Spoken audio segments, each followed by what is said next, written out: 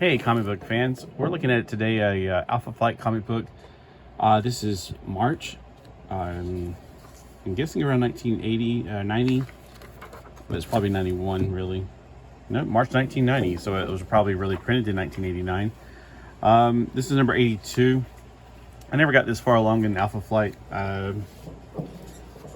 so I would like to go over this one really quick with you guys.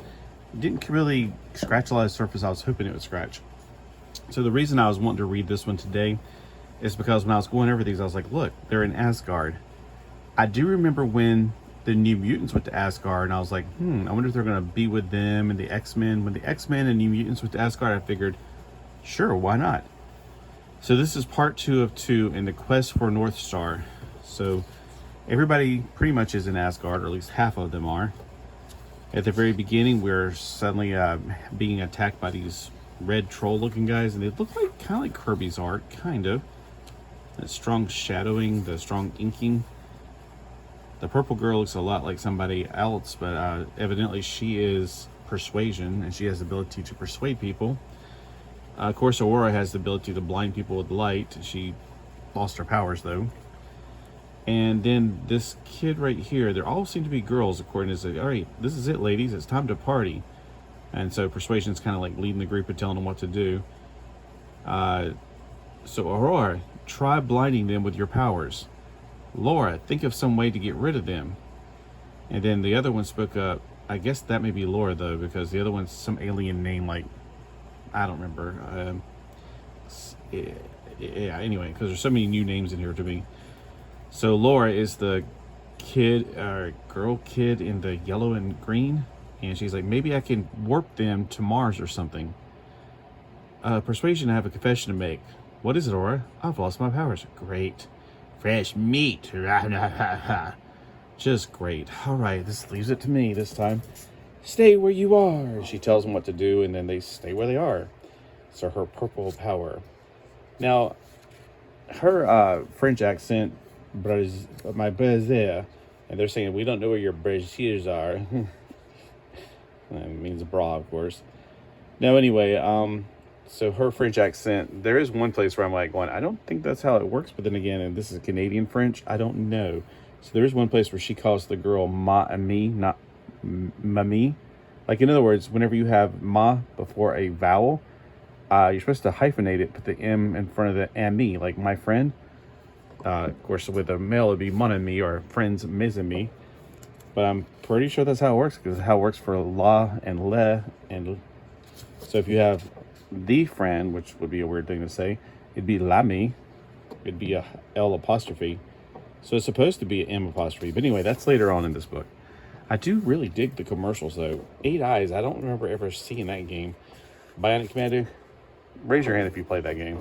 Everybody, make sure you give me a comment that you raised your hand then. Because we all play that game. That was a game that nobody didn't play. So there's fighting, and of course they control them, and then for some reason that her little power walked off, and then they started to attack again. During this time we see Talisman in some little pocket area where she's trying to see what's going on in her little magic TV. On Earth, we got this general guy that's interrogating the other ones. I know, isn't it Jennifer? Oh gosh, Hudson. Anyway, I'm not quite 100% sure who she is. I've seen her before. I vaguely remember her in the Gamma Flight or something. I have no idea who that is, and that is right there. They aren't in their costumes or outfits or whatever. But I definitely know who Guardian is. And anyway, so he's got them. The Gamma Flight took them in. He's like, look, we could kick their butts. So we went in on our own. But he's trying to interrogate them about what's going on. Evidently, it rained fish from heaven, making the words Alpha Flight. I think we weren't in control of that. We were in some other dimension. We couldn't do anything about it. So somebody's trying to get their attention, and he's, of course, as military in America, thinks he's in charge here. The other two guys, Shaman and Puck, are in the hospital while Shaman's getting out. But Eugene Judd, aka Puck, for some reason, the nurse has no record of him. Like, he's gone. He's been checked out. Well, evidently somebody else has got plans for him. So he's going looking for him, but someone else has got him stashed away. So Goblin is the name of that thing. So that's Goblin. There's like cat riders or whatever. There's all kinds of names in here I'm not familiar with. So they go off looking for Northstar, and they go to where the cat riding people are. There are people riding cats. It's hilarious. It's interesting. It's very interesting to me. So they're trying to tell him, look, he's dead. We found the body here and the blood here and his cat steed slain. And where does it say that at? Oh, your brother's dead. And then we go over here and we see where the brother's been laying on some kind of thing, and he's going to sacrifice him. Again, they need to find a different word, because sacrifice is something you do. It's a self-sacrifice. It's not a sacrifice when you sacrifice somebody else.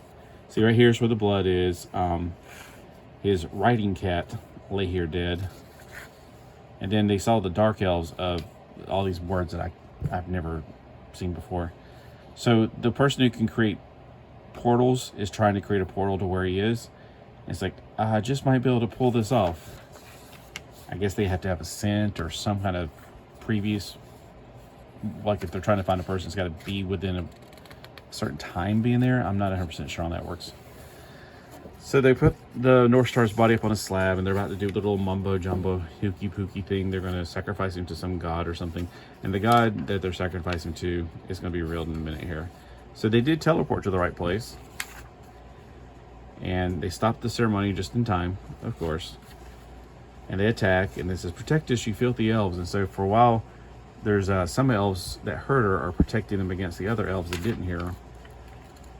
And she's getting the body of Jean Paul up, and it's Jan. Now, is that Jan or Lalan? Like Lloyd? But in English, you would just say Lloyd, but in Lama, you would say, it technically wouldn't it be Yama? I don't know. When I see two L's, I'm kind of confused, like Lalan or Jan. The sorcerer, that's who they're sacrificing him to. So they're taking him through the portal again, and this time, see, they go through this like negative dimension while they're going from one place to another. This time, they don't know where they are. That's because Talisman's pulling the strings this time. She's pulling everybody to this side. And it's like, we got to get him. She's trying to fight Lalan, and she's like, prepare yourselves. We're about to go to war. Basically, continue next issue when RoboCop shows up to help save the day. It doesn't give me a little thing about what happens in next issue. Like, next issue, you're going to see this, that, and the other. Dungeon looks like a pretty cool little game. I do like the ads in these, like, oh, Double Dragon. That was a fun game.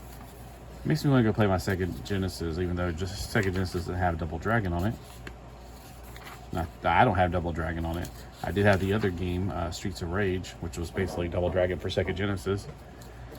Now, there's not even like the little thing like Stan's Soapbox and that little thing that, like the newsletter. Usually, right before the last page, there's like a little article. Now, this is 1990, so I'm not as familiar with these comics. Oh, here we go. I was about to say, there's usually this in here, and I'm like, what happened to it? All right, so there's not like a little blurb about tune in next week, whenever, or next month, when we'll see they go to Mars to find cars for their brother Lars. I don't know. They do have profiles of Mary Javins or Marie, but I don't know what's going to happen next issue. I don't have next issue, I don't think, but I have number 82. And let me know if you've ever read this and what did you think. It's kind of a disappointment to me. I mean, it wasn't bad. I was just wanting to really hopefully find. Oh, and I didn't show you the place where it says it, but just trust me. She says ma ami. She didn't conjugate it, and I'm like a little confused by maybe the French Canadians don't conjugate it, or maybe I was taught completely wrong, because I was pretty sure I was taught to conjugate ma-ami to be mami. If you're not sure, you always use the masculine, which would be mon ami. But of course, she knows who that is. That's a female. All right.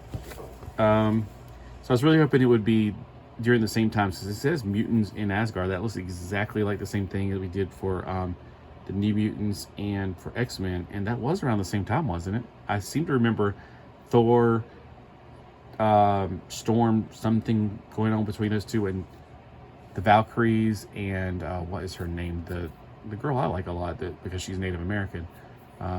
Anyway, she became, gosh, I can't think of her name right now. I see her on that horse with the Valkyrie horses.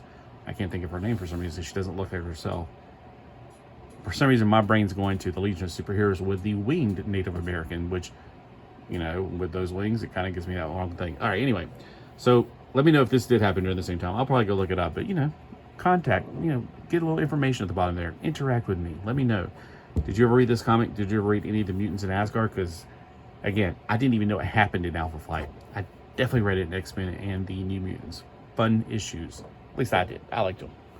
All right. You'll have a wonderful day. Ooh, I could put this out for Mutant Monday. All right. Even though I'm trying not to go too far ahead of time, I think I'll stick with like weekly themes, like Mutant Monday, Warlord Wednesday, Wonder Woman Wednesday. I just love my alliteration. I can't help it.